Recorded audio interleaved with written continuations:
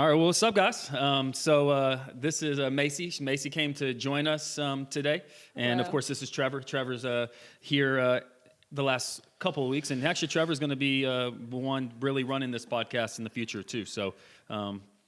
We just had our own conversation about all the things going on with COVID. We might have y'all enjoy some of that at the end here.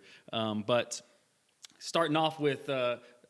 I guess I saw some pickup lines on online. Is it because it's the first girl is here? You're gonna do pickup lines? No, had this planned 2 weeks ago. But I saw some of them and I thought that they were pretty good. So this is pickup lines after COVID or even during. If COVID-19 doesn't take you out, can I? Mm-hmm. Hey, you can't spell virus without you and I. I love this one. This is my favorite. Hey, baby, do you need toilet paper? Because I can be your Prince Charming. Oh, yeah. That's pretty good. That's pretty good. Hey, you can't spell quarantine without URAQT. Those are actually pretty those clever. are pretty good. Those are pretty clever. So, what we're going into today is we're going to be talking about quarantine and isolation and how you deal with temptation in those things. So we're going to be talking about social media, alcohol, porn, and things like that. All these things are on the rise right now. By percentage, they've gone up drastically, actually. And so let's start off with talking through some social media stuff. I love what Olaf says whenever in Frozen 2, because that's my life right now. I have that movie down, I think. But Anna tells Olaf, so what's that thing you say, Olaf? And he goes, the thing. Oh, my theory about advancing technologies as both our savior and our doom. And so I'm like, dang, this little snowman's like throwing out some heat. and so let's talk about accidental dad joke. Get it? You're just on a roll today. Another snowman. All right. So let's talk about beginning just social media. Well, I think it's an interesting phenomenon because a lot of us especially college age students grew up where it was integrated from the start. So when you talk to people who are more in their 30s or whatever, they're like, oh yeah, social media was a thing that kind of started when I was in college. But I first got my Facebook account when I was in 7th grade, and so social media has just become such an integrated part of society that it's almost not even thought of as a problem, or if you spend 5 hours a day on Instagram, no one's like, oh, you're wasting your time, or that's a big problem. A lot of people are like, oh yeah, so do I.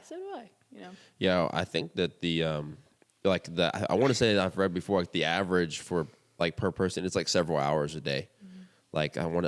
It might be 5 hours a day, but so everyone, I think pretty much if you have a cell phone, you have social media. You have Facebook, Instagram, maybe Twitter, and now there's the new what's it called? The new TikTok.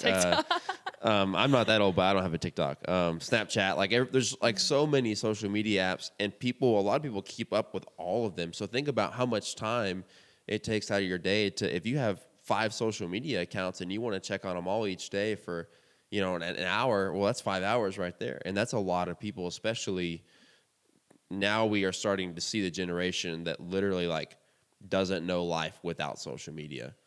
And so it's going to become more and more of an issue. 18-year-olds right now, they've had social media since they were 7, which is it's crazy. Not great. I don't think your kids should have social media that young. Well, and that's so even in me being 32, I grew up and I still had the phone, the block Nokia phone that had Snake on it. So that's whenever I was in middle school, that was the cool thing. So that ages me. And then y'all, I know y'all go, dang, you're way older than us. And then for y'all are still looking at these now. I would say, let's say preteens, y'all looking at them and going oh my goodness, they have so much more than I did. So it's still the what's happened in the last decade and a half has been pretty crazy when it comes to social media. So let's do this. So tell me y'all's screen time now. What is y'all's? So I'll be the first to go out myself. Daily high. Average, 4 hours and 3 minutes is for me. And I would say I'm fairly, I would consider myself to be a fairly busy guy. definitely have things I got to do in the day. So like, how long am I on social Just networking? daily average. Daily average, 4 hours and 57 minutes. Yeah, mine's 7 hours. Oh my God. But that's down 26% from last week. So That's doing what's good. crazy. Mine's actually down 18% from the Yeah. last week. That's so embarrassing. Mine's Yeah. down 33%. Oh my goodness. And so to say are we attached to our phones, I think is an understatement. Yeah. And so the average cell phone is touched by the owner 2,617 times a day. So the average person touches their phone in a day 2,617 times. So that's crazy whenever you go, so let's talk about social media addiction, because I think some people are going, oh, that doesn't apply to me. And it's kind of like, actually, I think we might all be in that boat, depending on how we want to talk about that. And so how would y'all say, like, how do you know if someone's addicted to social media? Like, if someone said, like, so how do I know this is an issue for me? And I think this might be a blind spot for some people. Well, personally, I'm just going to own up and say I spend way too much time on Instagram. And I know this because this morning when I woke up, the first thing I did, I tried to I read the verse of the day on the Bible app, and then I immediately go to Instagram every morning. Yeah. I mean, yeah. I would say I feel like I probably am on Instagram too much. Yeah. I mean, it's just one of those things. Like there's a lot of good reasons to get on it, but if you find yourself being on it first thing in the morning, I've avoided that, but I do find myself going to sleep like ending my day on social media. I try to stay off it for like the first hour of the day, but like in the evenings, that tends to be just what happens. So yeah, so I think that's one of the things. So like when I struggle so much with at the end of the day, like you said, I will just kind of like, so last night we had our leadership meeting, and I think we ended about 11:30 or something like that. Yeah. And so Really? and then I go inside the house because I'm in my little bunker in my garage, and go inside the house and lay down, and it's about 45 minutes to an hour later, I'm still scrolling through Facebook, and you know why? Me neither. I literally can't tell you why. And so it's just like, you could have rested more. And so I have to Well, be and during honest. this whole lockdown thing, I mean, I know like for me before all this, like I tried to keep I think it was like I was trying to keep underneath 3.5 hours a day, and so it spiked obviously tremendously being stuck at home, and also I'm using my phone a lot more for a lot of things, but it's also just like, right now for most people, like you're at home, your phone's in front of you, and if you don't have something specific to be doing, well, I'll just open up my phone and get on, whatever. And I have like this stupid game that I play that like my wife and I both play it, and it's embarrassing. I'm not even gonna like say like Say it. what What level is I'm it? on Say the this game. game. What is it, Candy Crush? It's called Toon Blast. And I played that game. we've had it for a long time, but like I'm on level 3,000 of Toon Blast. Oh my gosh. I didn't even know they had 3,000 levels. My wife and So- I both play it, so I feel less guilty Can because we're like on the So- team together. moment of truth, based So- on everything we just said, would you say you struggle with an addiction? At Oh, some yeah, I'm level? addicted to yeah. my phone, Yeah, for 100%. Yeah, I think so. So it just like, how big of an issue is this? I think that it's such a big issue that it's no longer an issue in our society. Yeah. Because everybody is addicted to technology.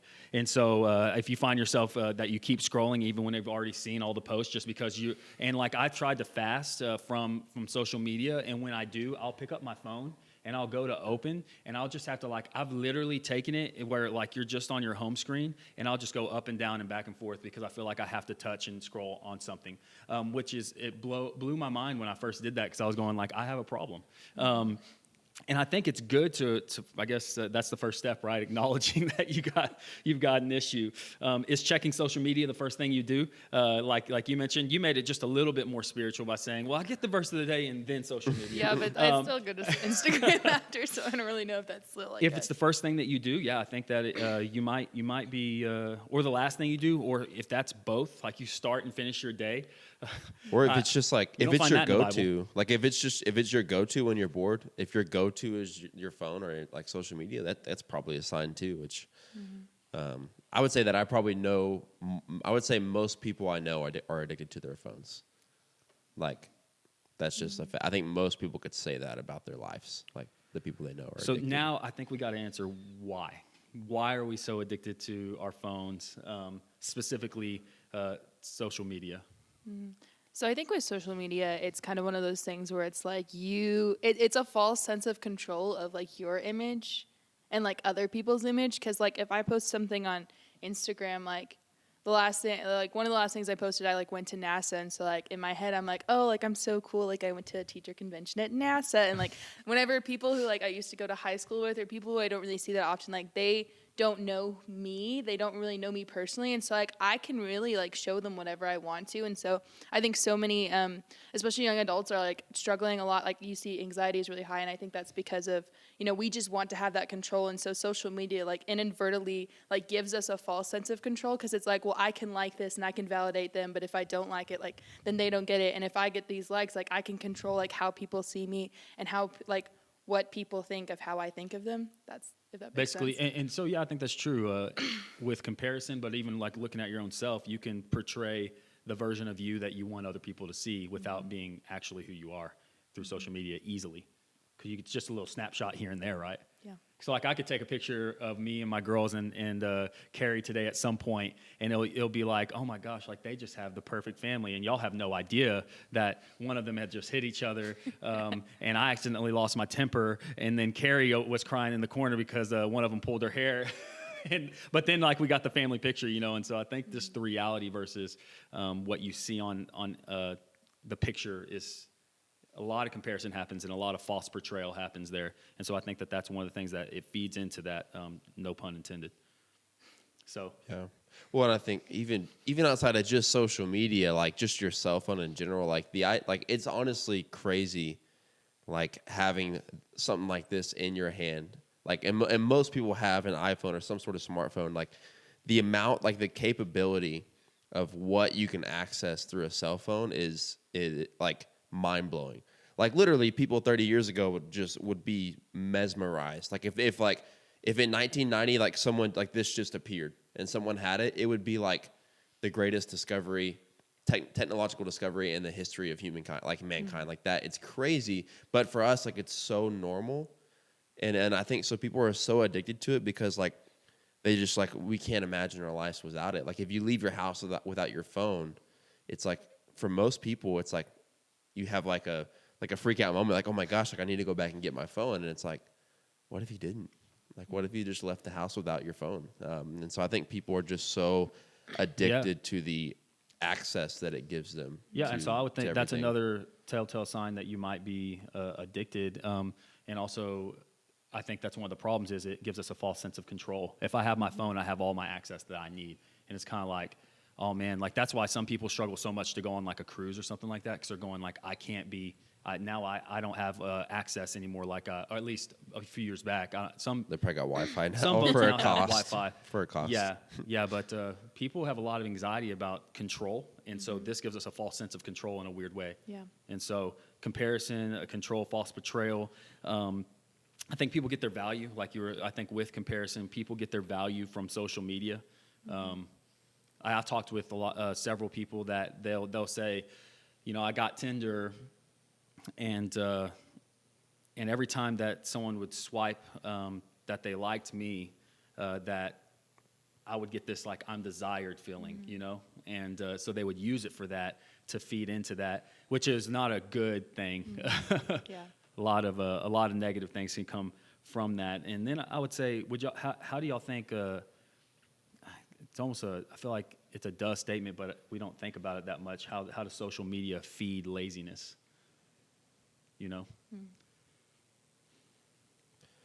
Yeah. Well, I mean, I think I'm trying to think. Is it social media that directly feeds your laziness, or is it is it causing your laziness, or does social media just like give you more of a reason to be lazy? Like I'm trying to how much it actually like makes you lazy versus like just giving you like it almost I guess makes it feel justified.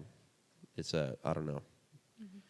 But I do think that those are some reasons why we struggle so much with that. For me, it personally definitely feeds. Whenever I want to be lazy, I'll just scroll. And then also, I think right now we're seeing social media is just blowing up with all these divisive articles, right? These divisive things. Even before COVID-19, it was all the political stuff, and it's just if the fear mongering and the divisiveness, it gets clicks, right? And so that's kind of changed our culture and the way we do news in the last several years. Yeah. Just crazy how it impacts and how it changes a person if you are struggling with an addiction to this stuff. So with it being an obvious issue, and there's some reasons that we've laid out, what are some boundaries that you would say for somebody that's trying to get past this and they want to be better about this? What are some boundaries they can? I would personally, whenever I whenever I find myself looking at my profile more than I'm looking at like my feed or other people's profile, that's when I really know that I'm having a problem with social media. Because if because I do that, I'll like spend time just looking at my pictures that I know that are there, but I just stare at them and I'm like, okay, like that definitely is a hard issue that's starting to get there. So what I do is like, I'm a cold turkey person, so I just delete it all. Like I get rid of my social media and I stay off I started about a week just because like, you know, at first, and then I'll just, whenever I get rid of my social media, normally I just read the news a lot, so I'm more informed. But I think that's just really helpful for me personally because, like, I want to cut off access at all points, and I just don't, like, especially when I can tell that it's starting to get serious, like, my insecurities and stuff, I don't want to feed that. And so, like, if I know, like, Instagram is feeding that, like, I'm going to get rid of it just because, like, I don't want to live like that, you know? Yeah. I mean, just a practical boundary. Like, I don't know how it works on like Androids, because Androids just are stupid. No, I'm just kidding. But no, if you have like an iPhone, I know that there's the screen time feature, which, you know, basically what you can just have someone in your household. It could be a sibling, a parent, a friend, a spouse, like if you're married, but like you have someone go in and you can set a daily limit for yourself. And you know, if you hit 3 hours, like you're cut off. It's like, what's that? You are cut off. Yeah. And that's basically what happens. And you know, then if you have someone else do it don't do it yourself. Because if you do it yourself, like all it's going to be is like just a little bit of orange tape for you to go underneath. Like it's not but you need to have someone else do it. And then so you can basically restrict yourself. And so like, I would say like maybe even starting by cutting in half. So like if I've been averaging during this quarantine 7 hours, I should go and limit myself to 3.5 hours today and have my wife put in the passcode. And then, you know, I'm limited to 3.5 hours of screen time on social media apps or whatever you set it to. And I think that for a lot of people, for one, it would be eye-opening to how quickly you hit your limit each day. Like if you're hitting your limit at lunchtime, it's like, all right, well, for one, that's a problem. Two, that means the rest of the day, I'm not going to get on social media because I've hit my limit.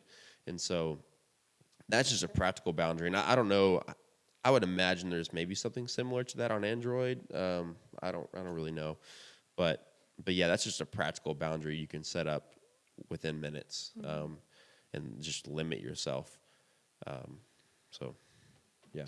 And then, you know, Ephesians 5:6 says, make the best use of the time. And so that's something that I think if we think about that scripture and how it applies to our lives and the mission for why we're here and to glorify God and to make him known and to love God and be loved by God, how much of our lives really would we change based on, is this the best use of time? Mm-hmm. You know, and I think a lot of times leisurely things, you know, hanging out with friends and even having a moment of relaxation where, you know, you might just scroll and look at a couple of articles. I don't think those things are bad at all personally, but are they the best use of time, especially whenever you're doing it for an hour, 2 hours, 3 hours of your day? And man, that's really convicting to think about. So is this the best use of time with the things that you're doing right now? Ask yourself that. And then John 3:30 says that he must increase, I must decrease. And so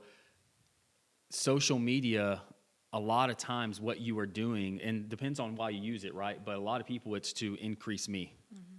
I'm increasing me. And so is this increasing my own ego, my own selfish desires, or is this increasing Jesus? Is this increasing God? What are we maximizing through our social media and things like that? And man, those are two questions I think we got to ask. Yeah. Well, and then another one that we talked about was 1 Corinthians 10:23. All things are lawful, but not all things are helpful.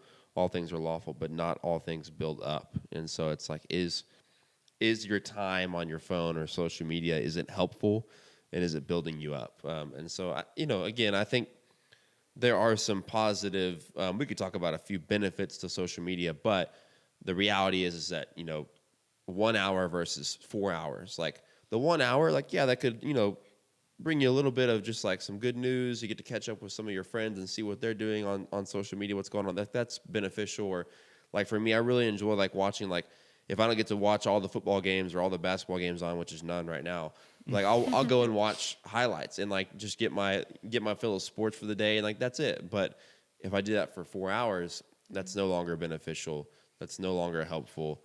There's just really nothing useful. And so I think, yeah, is it building up? Is it helpful?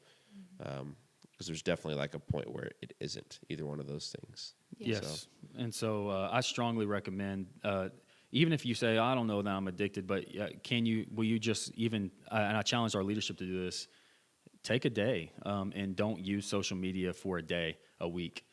This to kind of break from that and not only that, also all the negativity that's being feeded into right now through that. I think it's good to get away from that too, and just focus on the Lord and rest in Him, because it's definitely not helping you rest right now.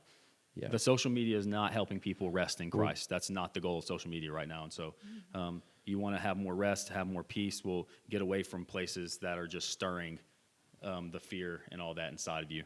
And and just a test, like if you want to see if you're addicted, take your social media time and cut it in half, and then see how you respond to that each day.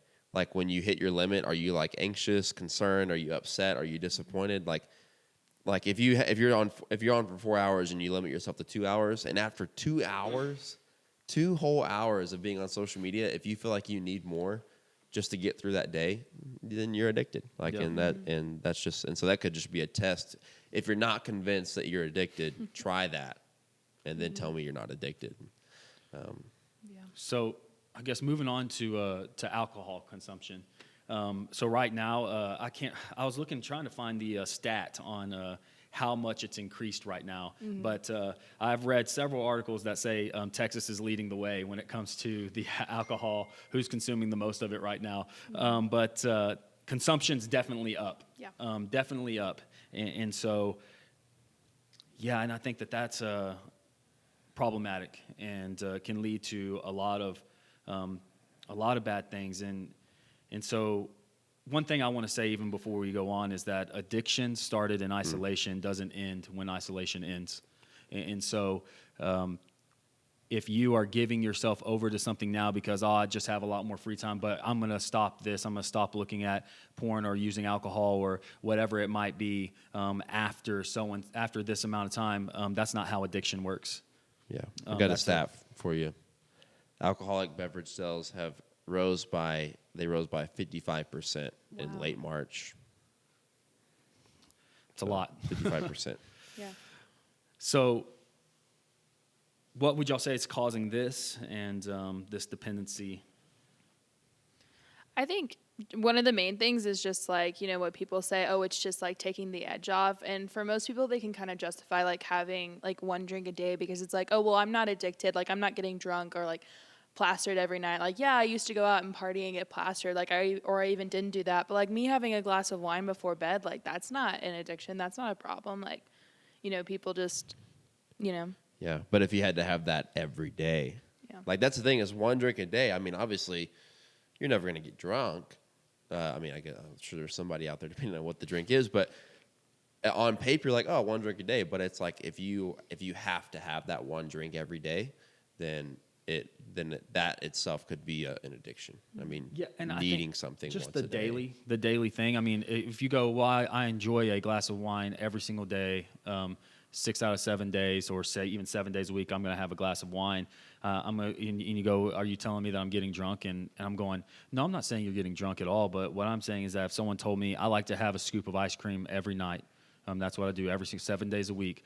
I would say the same thing to that person. I would go, I think 7 days, like a week, is just, even if you're not having that much ice cream, it's kind of like, that's not probably awesome for your body if that's the habit. Yeah. And usually habits tend to increase in moments, and so it kind of it does cause you to be willing to go over the line when in times of stress and things like that. And so I would be very careful on that, very careful.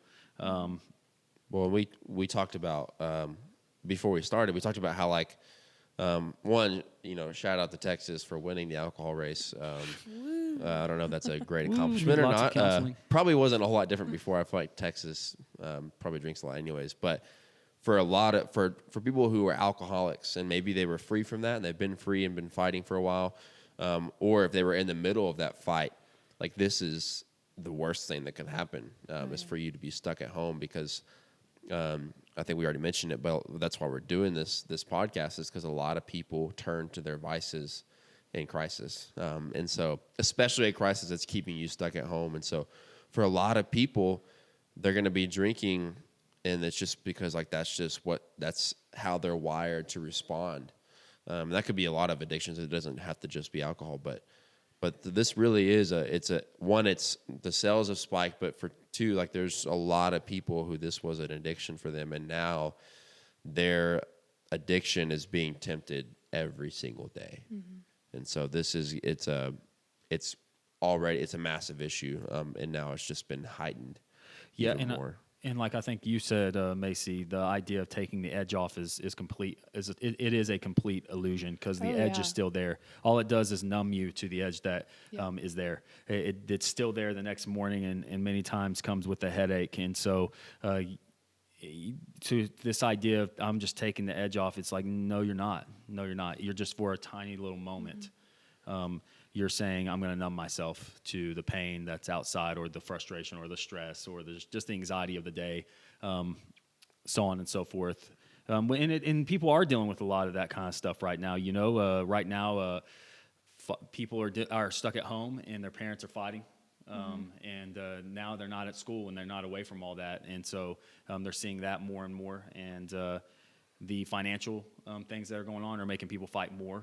Right, we know that's one of the number one things that causes people to fight in a marriage, and so now we have college students that are still at home, right, when they're not here, a lot of them, and so it can be very, very tempting to go and you know what, I can't handle this. I'm gonna have alcohol. Or you're stuck at home and maybe you have a parent who drinks a lot, and maybe that parent maybe they weren't like what you would think as an alcoholic, but they were drinking every day, and now they're drinking multiple times a day, every day, all of a sudden, and you're stuck at home, and you're seeing the alcohol consumption spike in your own household, and so and so I think how do we handle this? Like, what are some things that people can do to combat that? At what point is we talked about taking off the edge? Like, is there what is a healthy way to handle alcohol? Really any time, but I guess also during this time. Well, I think to kind of speak on like the edge thing as well, I just got like an image just came to my mind. So like whenever you're sanding something, like you're trying to make it smoother a lot of the times, like whenever you're doing woodwork and stuff. And I think, when people are like, oh, I'm just taking off the edge, like they think they're like smoothing it and making it a round edge, but in reality, they're only just going one way and they're just making the edge sharper. And so like the edge is still there and it's actually getting worse, but like they're not actually doing anything to fix it, but they think they are, but in reality, they're just making the situation worse. Yeah, especially with any kind of addiction. Yeah. Like that's extremely true. I think that's a good image.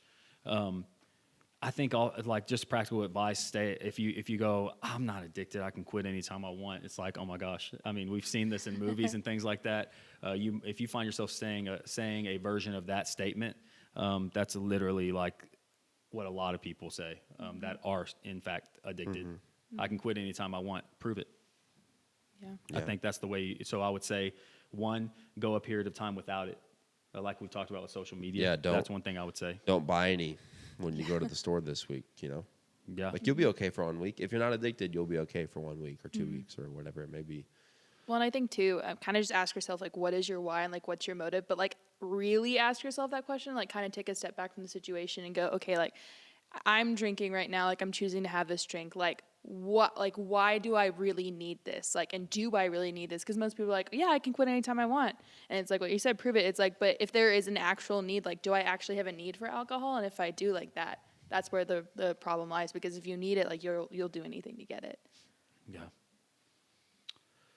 And another thing I would say is it healthier? And I believe it is. It is healthier to learn how to deal with your reality than to train yourself and just you train yourself either to take it to Jesus or to take it to a substance or to take it to social media or to take it to something else. And so it's healthier to learn how to deal with your reality.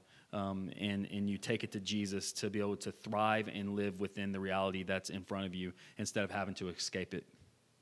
And so I know that sounds very vague, but there's specific ways you can take it to the Lord, and I think that's community, God's word, and time in worship. I think me listening to worship music has been really good for me. As far as well, like if you're struggling with alcohol consumption during this time, like are you willing to pick up the phone and call someone that you trust to let them know, like, hey, I have been drinking every day since this thing started, since I've been stuck at home. Like, are you willing to just get a little bit of accountability? Or maybe you have someone in your own household that you can go to and take that step. And that might be a little bit uncomfortable, but if you find yourself drinking every day, just know that you're forming a habit or reopening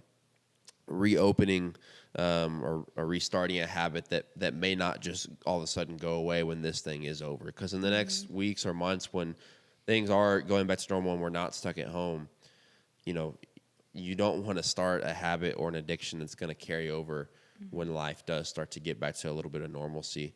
And so I think a big thing is a lot of people feel like they have to keep it a secret, and they keep a bottle in their bedroom or something like that, and nobody knows. And so just pick up the phone and call someone to get some accountability. Let someone know that you're having that issue. Take it to God, or someone in your own household that you can trust. If it's a parent, if it's a sibling, but don't just like hold yourself back and just sit there and just drink every day and not get any kind of help. And so, because if you're listening to this, you're probably maybe if you're struggling with alcohol and you're listening to this right now, you're probably having that realization, like, oh, I need to do something about it. And so this is your chance to take that step if you are struggling right now. And then I would say you need a limit. Yeah. What is your limit? Don't just start drinking going, I'll just stop whenever. I mean, that's a very dangerous thing to do. I think that just having a hard limit in your mind, in your heart, is really, really good. Where it's like, if you were going to choose to have an alcoholic beverage, you got to have a limit for yourself. And don't make and your that limit doesn't need to be 6. Yeah, don't make your limit don't make your limit to where it's like you're one drink away from getting plastered. Yeah. Like your limit needs to be like before you even get tipsy. Like if you start to feel the effects, that probably shouldn't be your limit. Like your limit really should, for most people, it probably should be 1 or 2. That's the reality for most people. And if you find yourself needing to approach that limit every day, again, that's another sign. Yeah. Yeah, and so how often is too often, would y'all say? Like if someone says, I drink, but I don't drink So I every mean, day. we've been talking about like daily drinking and like that being a problem, but I think even if you Binge have to have drinking's a a bigger drink, problem for college students. yeah. But I think if you also have to have a drink, like say once every like couple days, so like 2 to 3 days or 4 days, maybe okay. But like at like 2 to 3 days, like if you're spacing that out, like I would also look at that because it's like, I can go like a couple days without it. I think that also might be showing an issue if it's like, like maybe not every day, but every other day or like every like couple days. Well, and it's hard to like for everyone is different. Maybe you have a different reason for drinking. Like if you really do like to have a glass of wine 3 times a week for your health and just for some relaxation, like that, a glass of wine for those times, a few times a week, I'm not going to tell you that's wrong. I don't have enough biblically to tell you that's an issue. But if you're doing that just to do it, it's like, well, maybe don't. But I think for most people, I don't see a need to consume alcohol more than once or twice a week. And when you consume it, I'm not talking about having one day a week where you just drink 15 drinks. Like in moderation, I don't see a reason to drink more than one day a week or maybe two. It's just why? Like what are you trying to get out of it? Yeah, so alcohol has a lot of inherent dangers to it because of how it can really cause someone to make some terrible decisions in a moment. And obviously, right now, it can lead to a massive addiction that's going to follow you into whenever you are in your job and you are going to become a parent and you're going to have very stressful days. And then all of a sudden, you find yourself going to alcohol and you become the alcoholic parent that you never thought you would be. Most alcoholic parents do not think, you know what I'm going to do? I'm going to get married and I'm going to start drinking, and then and this binge thing I did in college only once a week. Now I'm going to do that just nightly, but I'm only going to have a couple of glasses, except for when work gets really stressful, and then I'm leaning on it, and it has a hold on you. And your kids have all kinds of issues, and your health has all kinds of issues, and you're separated from experiencing God the way that He wants you to, all because this thing that you didn't think was a big deal, it became a lot bigger deal than you thought it would ever be. And that's why people get addicted to alcohol. People don't set out to get addicted to something for it to own their life and take them away from any kind of a connection with others and connection with God. Well, you're creating habits for down the road. Like most people listening to this, I mean, I would assume you're probably a college student or in the college age, and so maybe you don't have kids yet, and maybe you're not working a full-time job yet or in your career, and so if you're responding to this crisis and being stuck at home with alcohol, and maybe you do stop when this is over, but then a couple of years from now, a few years from now, like you said, when you get that first job and you're working 40, 50, 60 hours a week, and then you do get married and you do have kids and you get in a fight with your wife or your husband, or your kids are really crazy that day and you have a long day, or work is stressful, and you're well, what are you going to turn to? Well, I mean, I drank that one time during that crisis. I'll go to it this time. And then, but those type of things that I just mentioned happen much more often. Yeah. Work is going to stress you out once a week, maybe more, You're going to get in arguments with your spouse in the future. You're going to have rough days with your kids in the future. And so, or have an argument with like the guy that like leads, the company or leads the industry. I mean, you're gonna. Trevor and I had a little bit of an argument this morning. Travis and I have had a lot of arguments because we're like brothers, so it's all good. But Oh yeah, it was fun. but like so you're creating habits, and you are deciding now how you're going to respond in the future. And so that's something to really consider. If you're like, oh well, I mean, I'm just doing it now, and like once this crisis is over, like I have no problem letting it go. Maybe that's true. But what are you going to do down the road when you have things that cause stress and anxiety in your life weekly or daily? In Ephesians 5:18, there's several scriptures that we could, because we're not trying to give a theology of alcohol, but I think this is a good one for us to think about. It says, "Do not get drunk with wine, for that is debauchery, but be filled with the Spirit." I think that's always been so fascinating how it compares those, like those. It says, "Don't get drunk with wine," and then the next thing it says, "But." So the compare and contrast, I think there's a lot there. So you can either choose to fill yourself with wine or alcohol, or you can choose to be filled with God. And now I think that would be true for any vice. Yeah. I can run to this vice, and then that's going to keep me from experiencing God, or I can run to God, who's going to keep me healthy in every way during this time.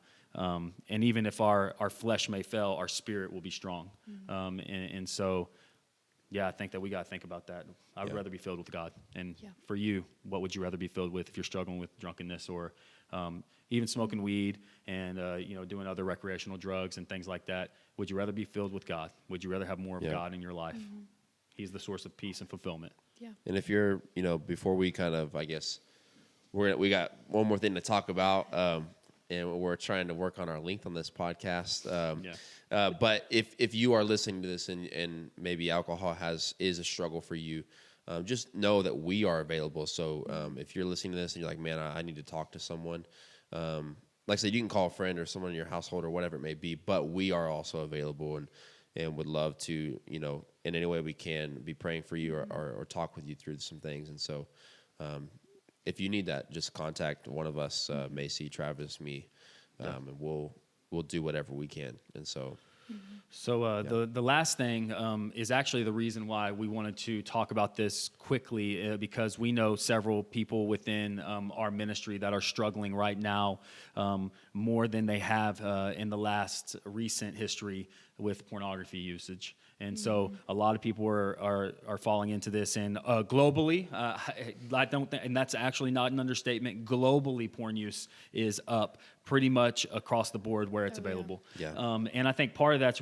reason for that is because there is a very well-known website that is for porn usage, and right now it's giving like free premium access to their stuff, and it's like, oh, to help y'all, I'm going to give y'all free access to our premium content and the porn that you have to pay for to see. Which, and I'm going, oh my gosh, that word "free" in my notes right here, it's in quotes. yeah.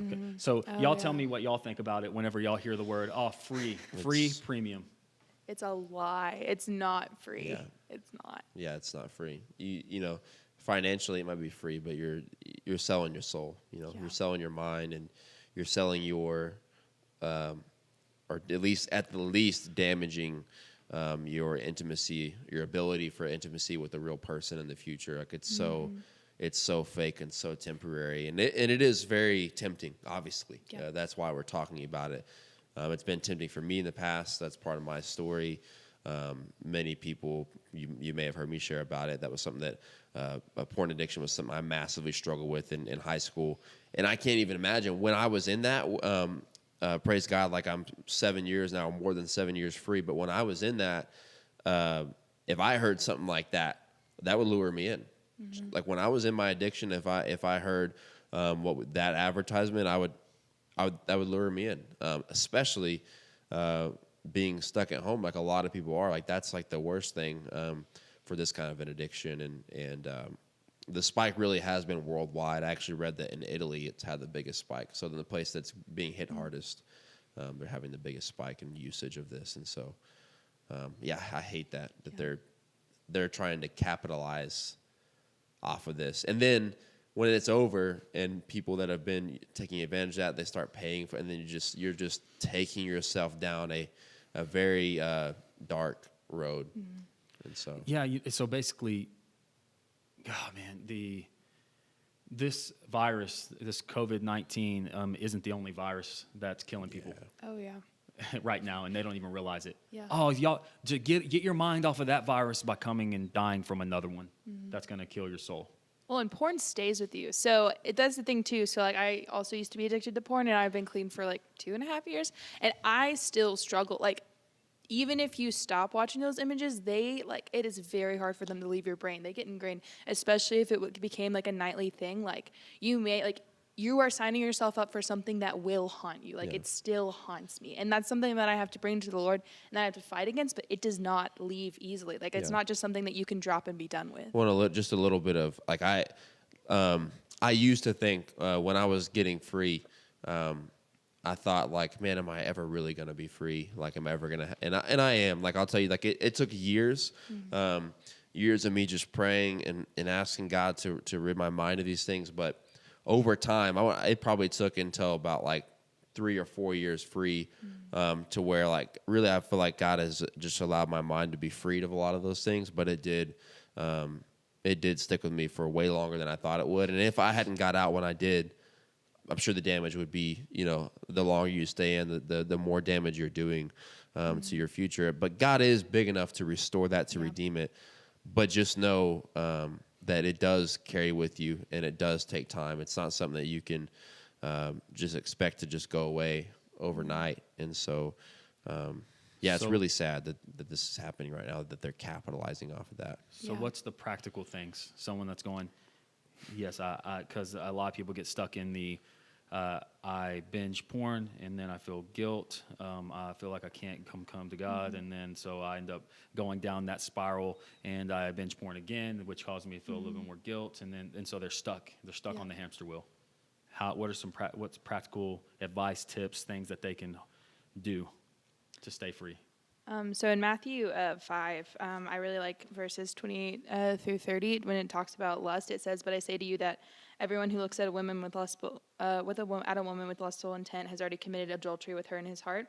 If your right eye causes you to sin, tear it out and throw it away. For it is better that you lose one of your members than that your whole body be thrown into hell." And so I think with that mindset, like with porn, you have to destroy any and everything that will let you have access to it, let you have like access to those mindsets, even if it's like social media. Like a lot of people have become addicted to Yeah. porn through social media. Like I can't have certain social media platforms like TikTok. I can't have that because of like the things that it leads to. Like I can't allow myself to enjoy certain things just because I know that it is going to lead down a path that I don't want to go down. I would say 100%, like the first thing that you need to do. And I know a lot of people, you're listening to this and maybe you've been fighting your addiction for a while and you've been doing really good. And now like you're facing a serious battle. Like maybe you've been free for 3 months or 2 months or 6 months or 2 years. And now you're facing a huge test. Practically, like you were kind of hinting at or saying, eliminate anything that's going to trigger and cause temptation. And so if that's social media, set the screen time on your phone or delete social media. Who are you following on social media? Like if you're like, no, but that usually isn't a trigger. But there is 1 or 2 people that I follow on Instagram that maybe I shouldn't. And so eliminate triggers in your life. And if that's social media, eliminate it right now, especially during this time. Because it only takes one small little second of an image or a thought or something you hear on TV to trigger that desire. Like you're doing really good, all of a sudden, like you hear something, and it just triggers this desire to go and stumble into lust. And so, this week I was talking with someone that was over like 500. I can't remember how many days, but over 500 days. Free from pornography, and then it started with looking at just people in bathing suits.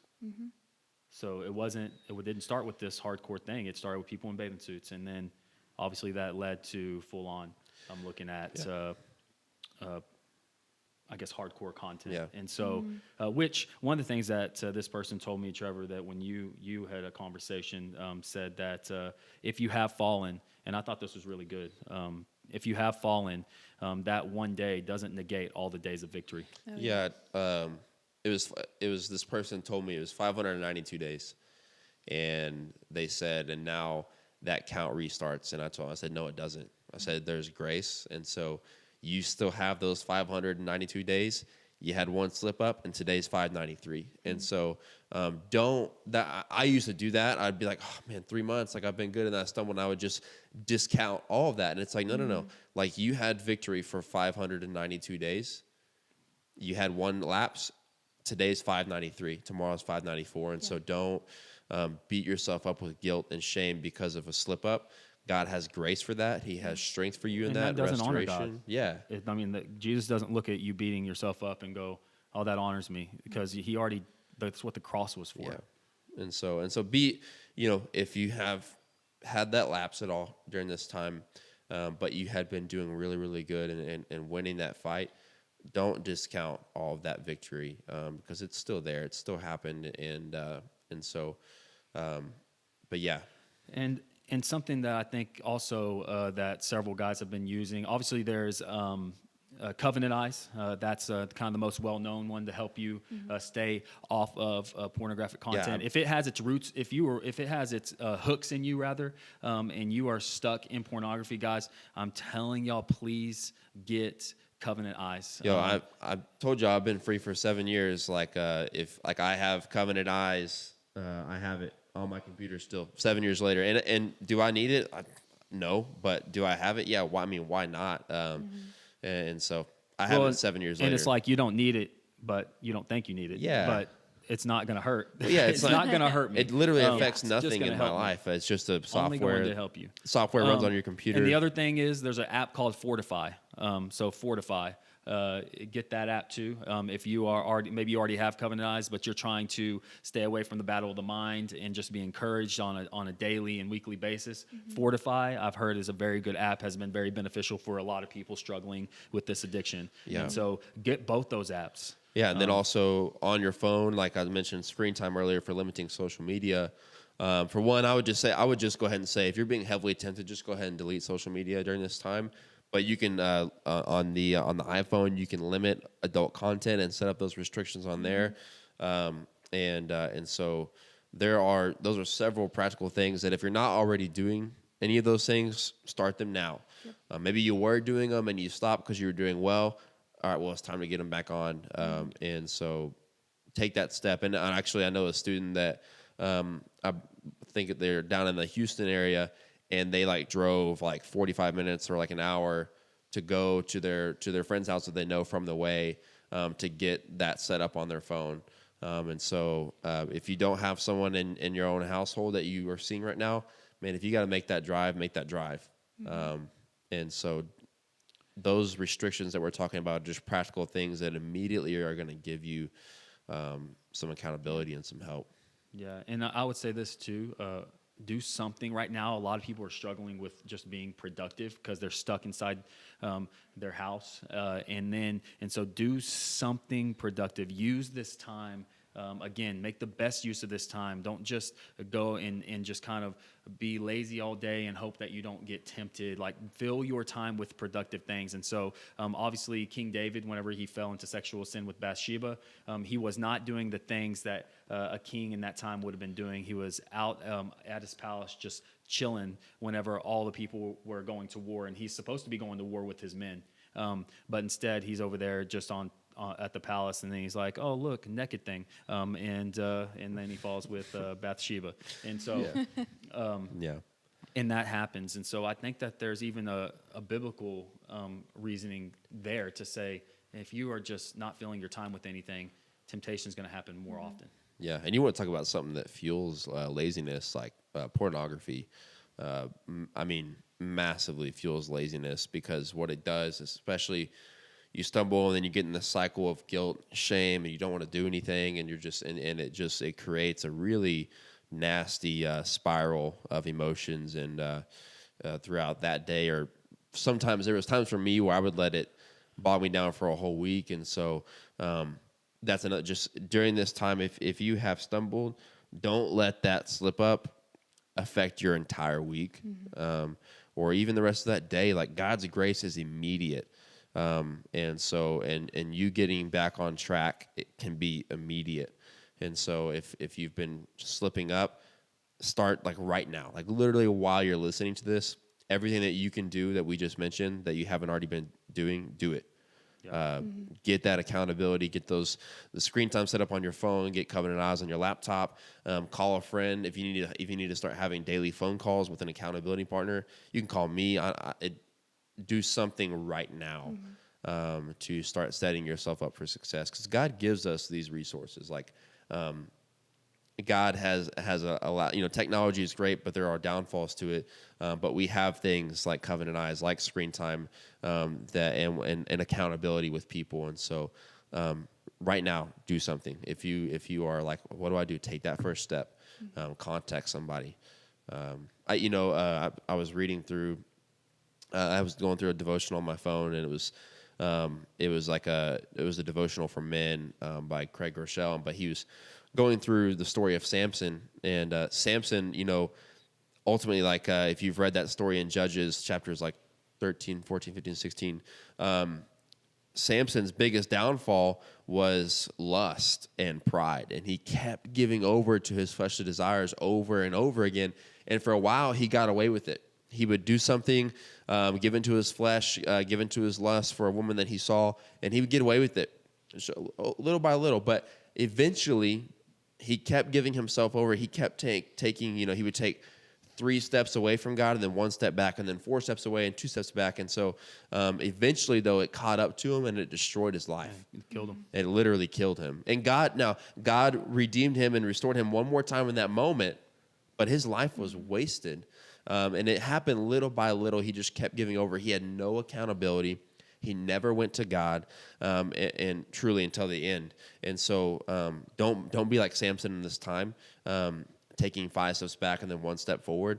Go to God, get accountability with someone, and start that process now.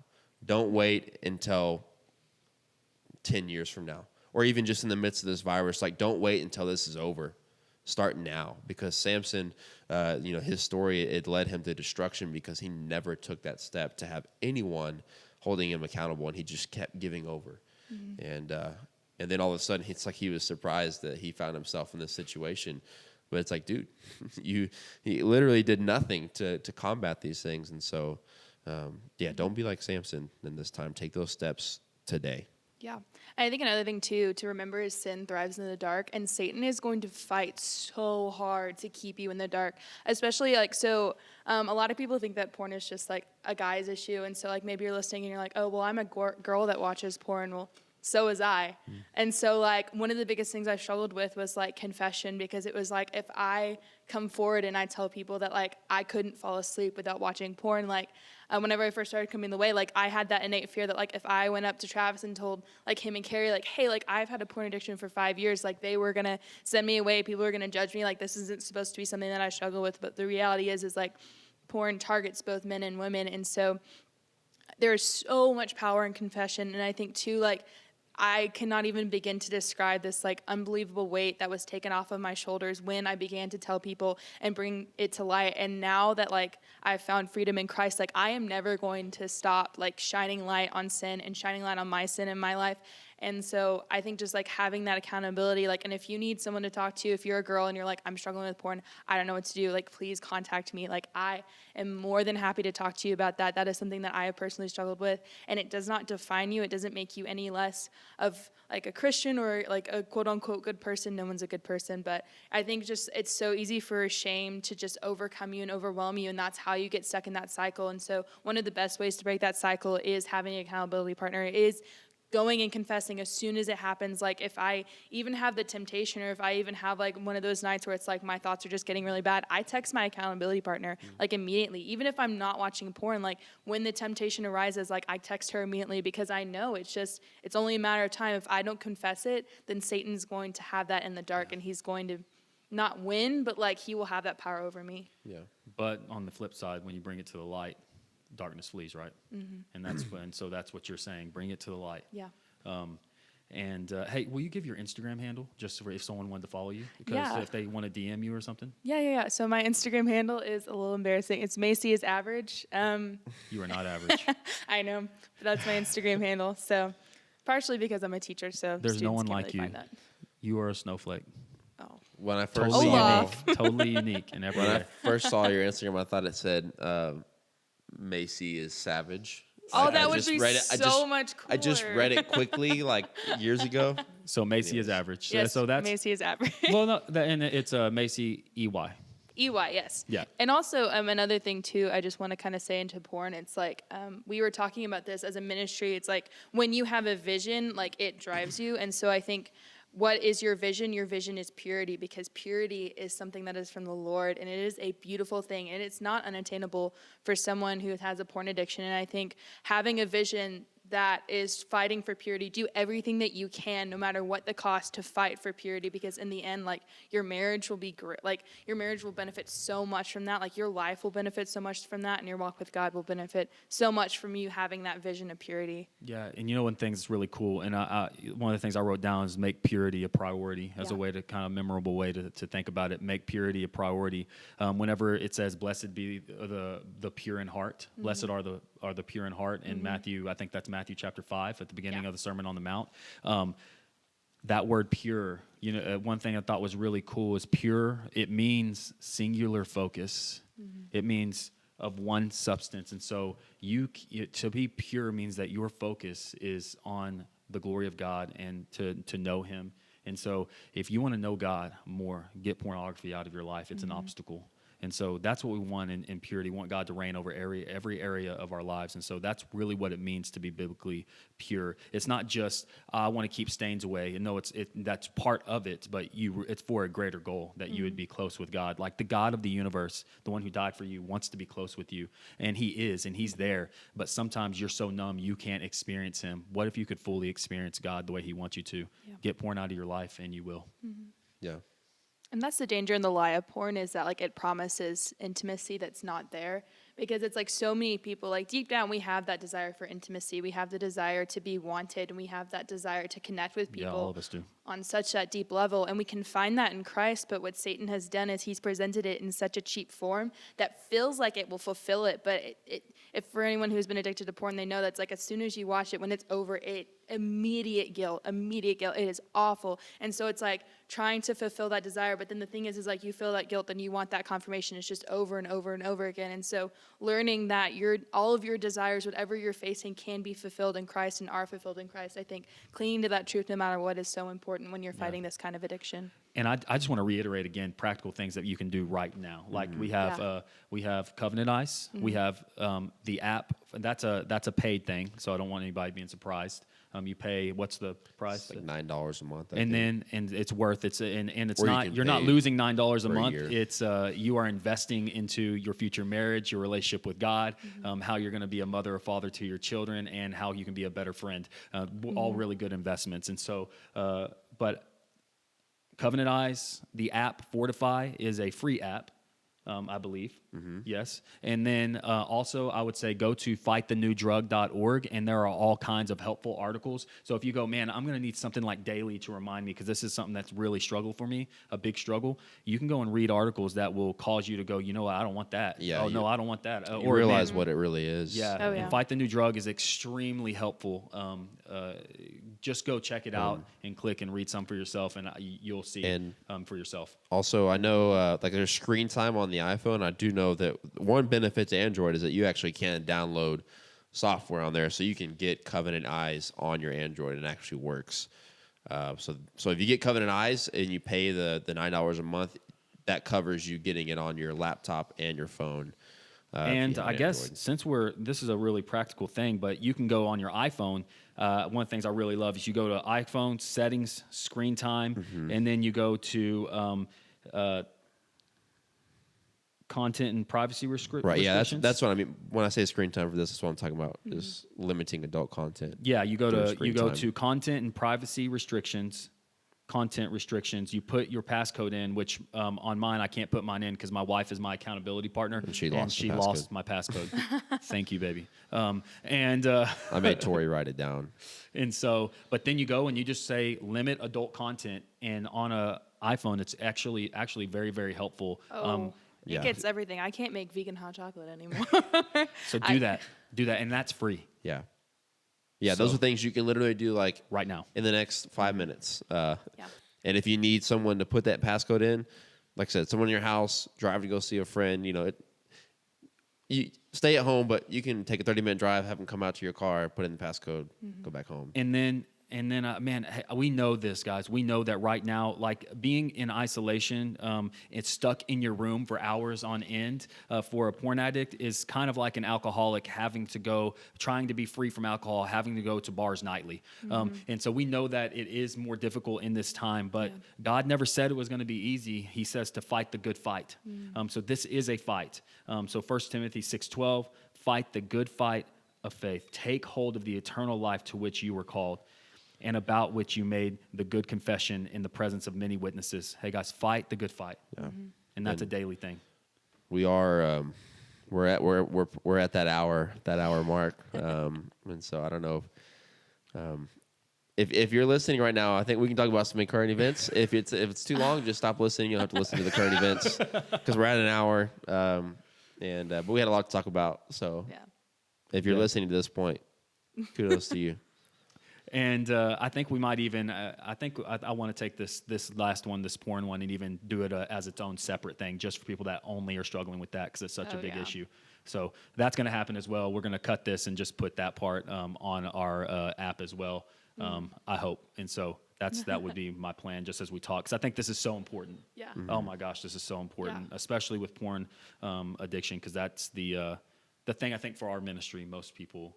Not most people. That's what more people are struggling with out of all of these things. In a sense, social media is just one of those things that we all are all addicted, but porn will have more impact on your soul in a lot of ways. And so current events. Y'all want to talk through what's your theory on this COVID-19? If you're a conspiracy theorist? And so I'm not a conspiracy theorist. Let's play this game. I'm not a conspiracy theorist, but if I was, Oh, I am. I I am. Honestly, at this point, I'm 1,000% that it's not even a conspiracy that China put this thing out. Just gonna say it. The Chinese government, to clarify, the government of China is terrible, and I think they put this out. Well, okay, so here's the deal with how the virus started. A lot of people think that it was so conspiracy theories because I sometimes believe them. First of all, one conspiracy theory that I like is that the government designed this so that they could put us in lockdown and so that they could show that they could take over if they needed to. I'm just saying, everything's shut down. Who's in control? But also, so in Wuhan, there is a laboratory, like an experimental virus laboratory. And so they had been working, I think with a strain of COVID or something like that. Like one of the people had been like working with that and they were like, hey, like I think this is kind of infectious. Like I don't think we should be doing this anymore, typical stuff. And then someone was like, yeah, you're fine. And like that guy, the first original carrier of COVID, like you cannot find him. Like he worked at the laboratory, like at the disease laboratory and like was working with like COVID, got sent home and then came back with it. And so like I don't know what the government did, but they erased him. Like you cannot, like there's no trace of him. Little fishy. Yeah, and you can look Again, this. I'm not a conspiracy theorist, but Oh, if I was, You can look this not. up. You can look this up. There was a Harvard professor who was arrested.